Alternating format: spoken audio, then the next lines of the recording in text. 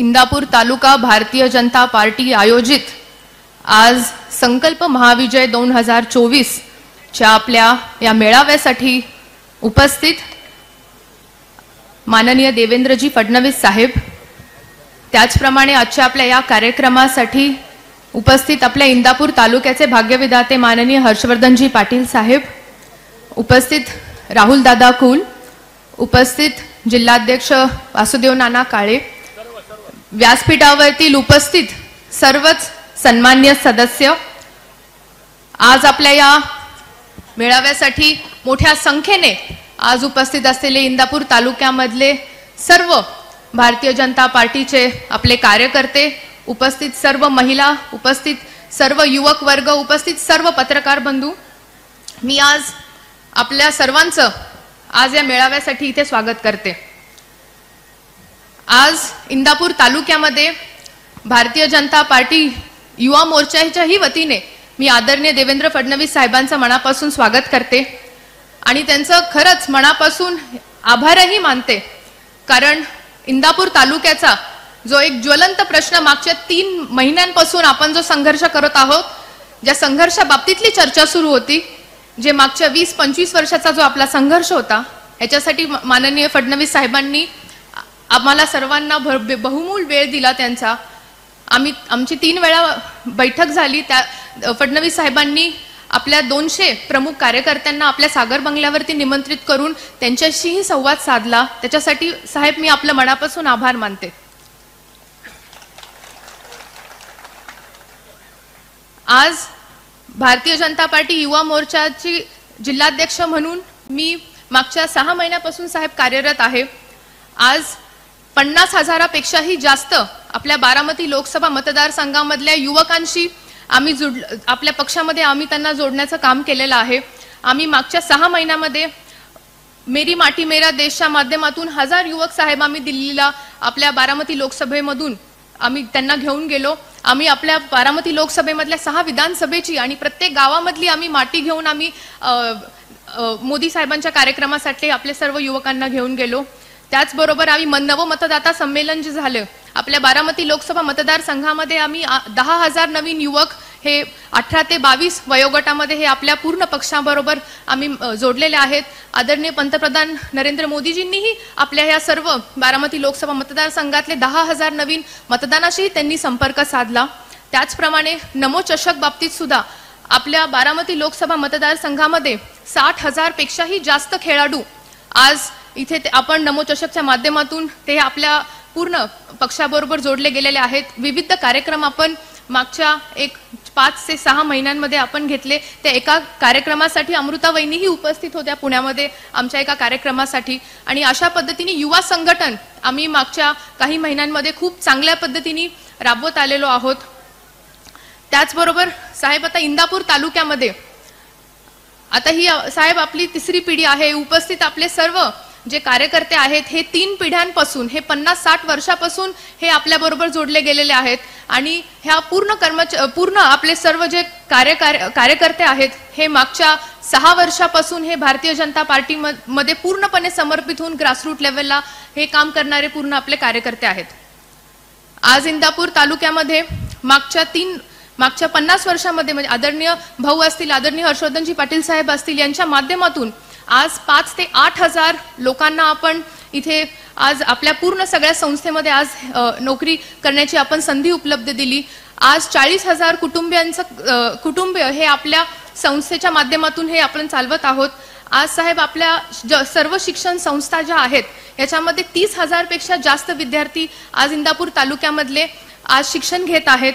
आणि मला आपल्याला एक विशेष गोष्ट सांगायची आहे साहेब की आज आपल्या 5 ते 8,000 जे कर्मचारी आपल्याकडे काम करतात हे सर्व धर्मांमध्ये, दलित असतील, मुस्लिम असतील, धनगर समाजामधले असतील, मराठा समाजामधले असतील, वंजारी माळी समाजामध्ये सर्व समाजामधले सर्व आज लोक आपल्या बरोबर जोडले गेलेले आहेत। आपण सगळ्यांना एकत्रित घेऊन आपण काम करत आहोत। आज साहेब आपण मागच्या 5 वर्षापूर्वी आम्हाला इंदापूर मधले आपली दूध संघ आहे याच्याबरोबर आपल्याला आपण स्वतः बोलून गुजरातच्या मुख्यमंत्री साहेबांशी बोलून आम्हाला अमूल बरोबर आपण करार करण्यासाठी मदत केली। आज साहेब 1.5 लाख लिटर आज अमूलच्या माध्यमातून आपण आज मिल्क कलेक्शन आपलं सुरू आहे।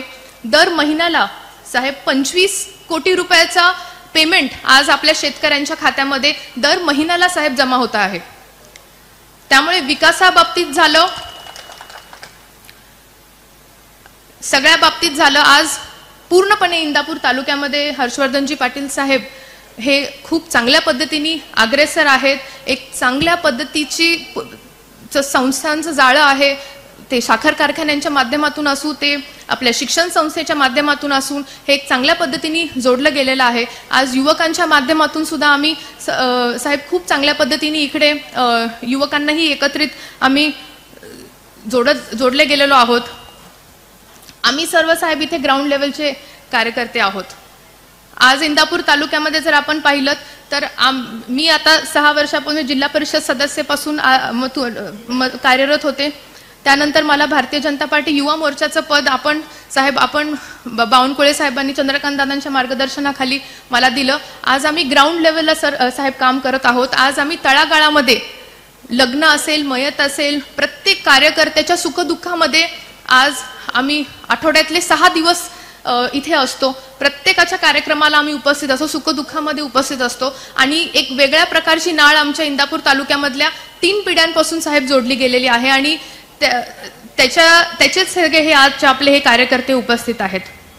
आपला पक्ष साहेब ग्राउंड लेवलला खूप चांगल्या पद्धतीने बूथ लेवलला आज मजबूत झालेला आपल्याला दिसतोय आणि जशी आपल्याला आम्ही मुंबईमध्ये भेटलो आणि आपल्याला सर्व आमच्या व्यथा सांगितल्या, आमच्या मनामधली खतखत सांगितली, आमच्या कार्यकर्त्यांचंही आपण खूप पेशंटली सगळ्या गोष्टी ऐकून घेतलं।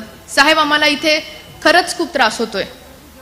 आज आमच्या इथे बसलेल्या प्रत्येक कार्यकर्त्यावरती कुठल्या ना कुठल्या प्रकारचे खोटेनाटे केसेस झालेले आहेत। आज ग्रामपंचायती बरखास्त झालेल्या आहेत, आज सरपंचाला त्रास देण्यात येत आहे। त्यामुळे इतका त्रास साहेब कधीच इंदापूर तालुक्याला झालेला नाही जेवढा ह्या मागच्या 5 ते 8 वर्षामध्ये झालेला आहे। आणि तुम्ही जर पाहिलं तर आज म्हणजे इंदापूर तालुका हा सुसंस्कृत असा तालुका याची ओळख होती। इंदापूर तालुका हा प्रोग्रेसिव्ह असा तालुका याची ओळख होती।